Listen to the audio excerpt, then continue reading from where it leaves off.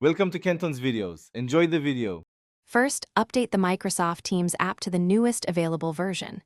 Make sure your phone runs a supported OS release and has stable Wi-Fi. Prepare 2 account credentials now.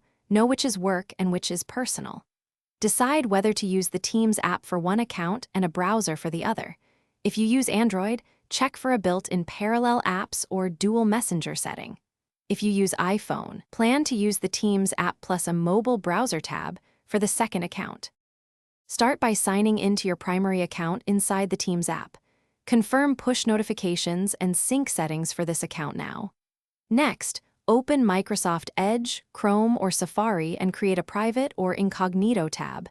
In that private tab, navigate to Teams, Microsoft, Com, and sign in with your second account. Keep both sessions active. The app and browser will run concurrently. Use separate browser tabs if you need quick switching between chats and calendar invitation. To switch accounts quickly, open the mobile Teams app for one account and then open the browser tab for the other.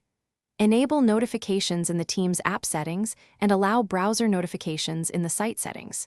If you use Android and have parallel apps, clone the Teams app and sign in to the second account there.